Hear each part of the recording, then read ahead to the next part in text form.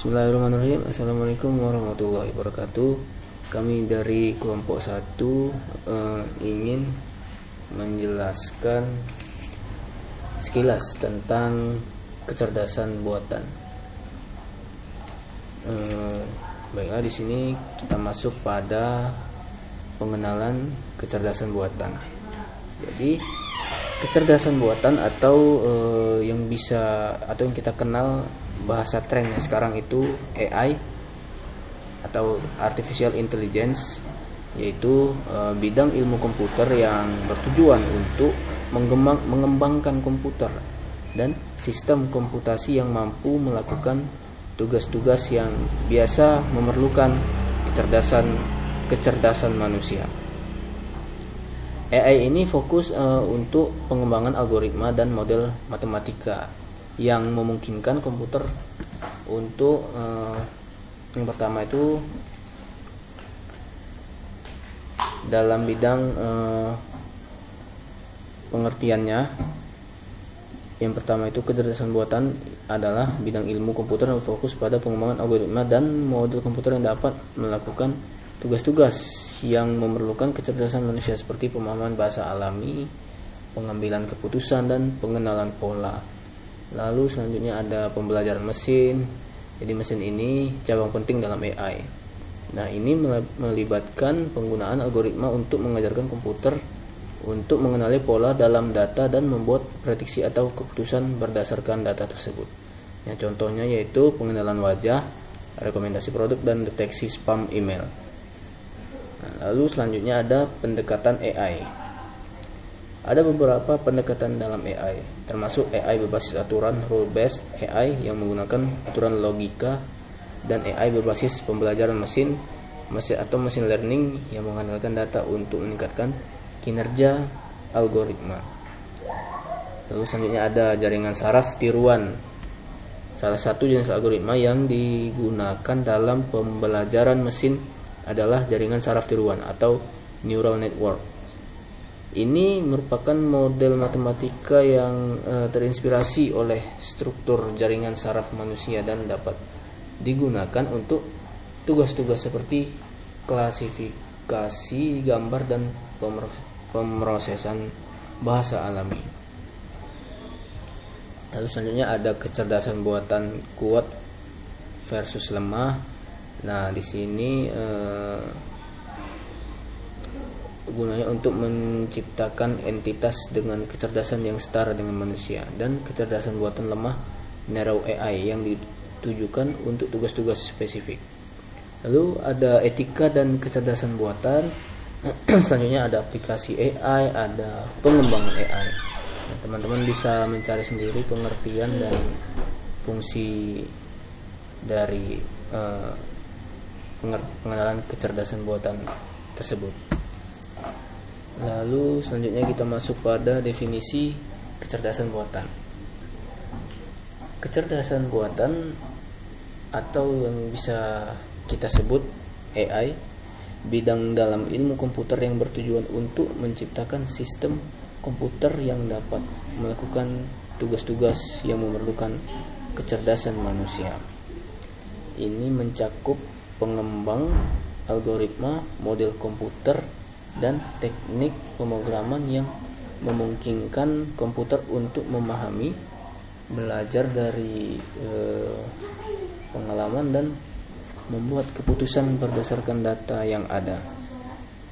Jadi tujuan utama dari AI ini yaitu membuat komputer mampu melakukan tugas seperti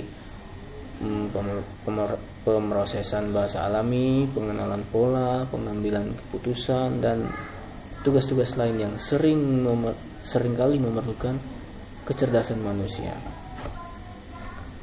Jadi AI sendiri dapat digunakan dalam beberapa bidang, termasuk otomasi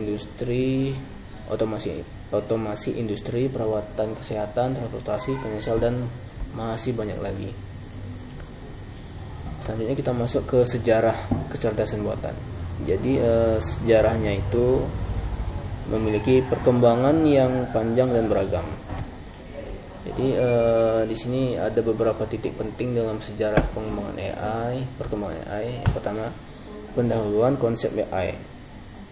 Jadi di sini yang pertama itu pendahuluan konsep AI. Jadi konsep tentang mesin berpikir pertama kali diajukan oleh ilmuwan seperti Alan Turing pada tahun 1936 melalui ide mesin Turing yang menjadi dasar konsep komputasi.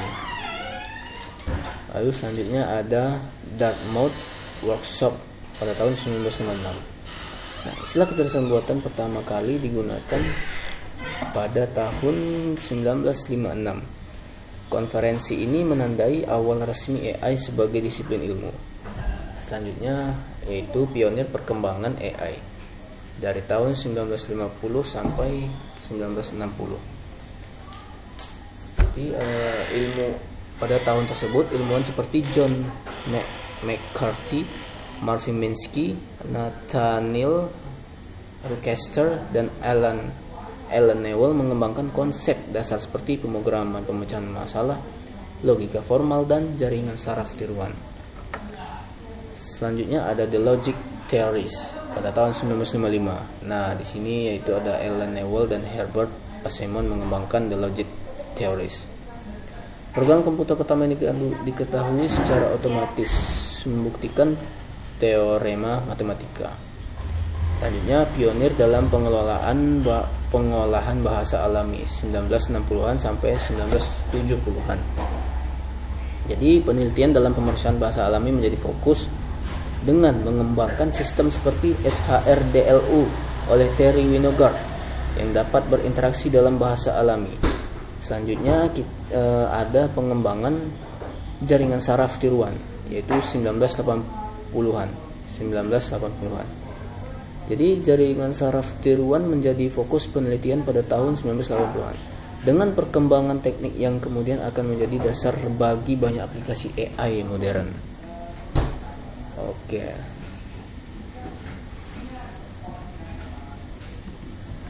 Lalu kita masuk kepada komputasi kecerdasan buatan. Nah, di sini ada pembelajaran mesin atau machine learning. Salah satu aspek utama dari AI ialah pengembangan algoritma dan model komputer yang dapat belajar dari data. Ini memungkinkan sistem AI untuk meningkatkan kinerjanya seiring waktu tanpa perlu pemrograman manual yang ekstensif. Selanjutnya ada jaringan saraf tiruan, artificial neural networks, yaitu model matematika yang terinspirasi dari struktur jaringan saraf biologis. Mereka digunakan dalam banyak aplikasi AI termasuk pengenalan gambar, pemrosesan bahasa alami, dan games atau permainan. Selanjutnya ada pengolahan bahasa alami, Natural Language Processing atau NLP. NLP sendiri itu cabang AI yang berfokus pada pemahaman dan penghasilan teks dan bahasa manusia. Ini digunakan dalam aplikasi seperti chatbot, penerjemahan otomatis, dan analisis sentimen. Visi komputer, computer vision. Visi komputer mencakup pengembangan sistem AI yang dapat melihat dan memahami dunia visual.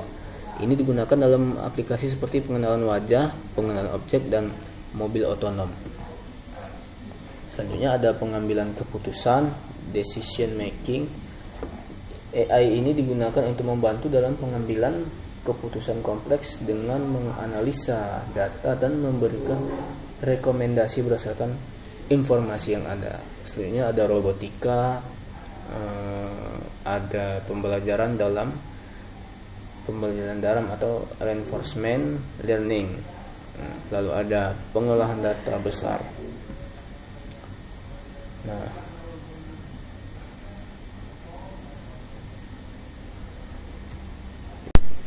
Oke. Ngelanjutin tadi rekan saya Rizky, saya selanjutnya membaca atau menjelaskan tentang komputasi kecerdasan buatan ya. Yang pertama, komputasi kecerdasan buatan itu digunakan pada pembelajaran mesin atau machine learning. Salah satu aspek utama dari AI itu adalah pengembangan algoritma dan model komputer yang dapat belajar dari data. Ini memungkinkan sistem AI untuk meningkatkan kinerjanya seiring waktu tanpa perlu pemrograman manual yang ekstensif.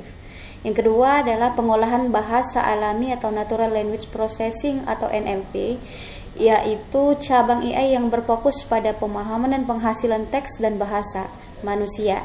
Ini digunakan dalam aplikasi seperti chatbot, penerjemahan otomatis, dan analisis sentimen. Tentunya ini lebih mempermudah lagi. Terus yang ketiga, jaringan saraf tiruan atau Artificial Neural Networks. Jaringan saraf tiruan adalah model matematika yang terinspirasi dari struktur jaringan saraf biologis. Mereka digunakan dalam banyak aplikasi AI termasuk pengenalan gambar, pemrosesan bahasa alami, dan permainan. Selanjutnya, visi komputer atau computer vision. Visi komputer mencakup pengembangan sistem AI yang dapat melihat dan memahami dunia visual. Ini digunakan dalam aplikasi seperti pengenalan wajah, pengenalan objek, dan mobil otonom. Selanjutnya, pengambilan keputusan atau decision making.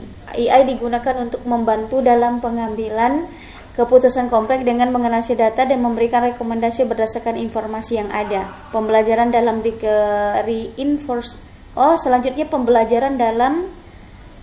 reinforcement learning. Ini adalah metode pembelajaran mesin di mana agen belajar untuk berperilaku dalam melakukan tindakan dan menerima umpan balik dari lingkungannya. Selanjutnya, robotika. Robotika mencakup pengembangan robot yang dapat menggunakan AI untuk berinteraksi dengan lingkungan dan menjalankan tugas-tugas fisik. Dan ini salah satu yang sudah banyak ditemui. Contohnya adalah robot pembersih rumah ya. Itu contoh yang paling banyak.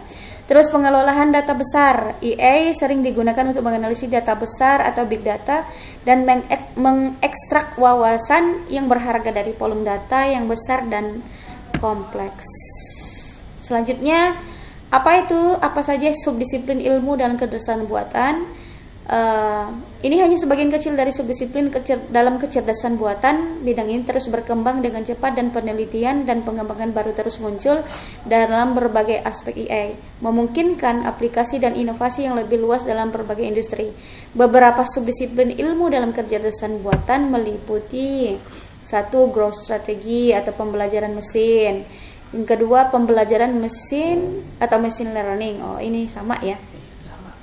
Ya, salah satu disiplin utama dalam AI yang fokus pada pengembang algoritma dan model komputer yang dapat belajar dari data. Ini mencakup pembelajaran terawasi supervised learning, pembelajaran tak terawasi atau unsupervised learning, dan pembelajaran penguatan reinforcement learning.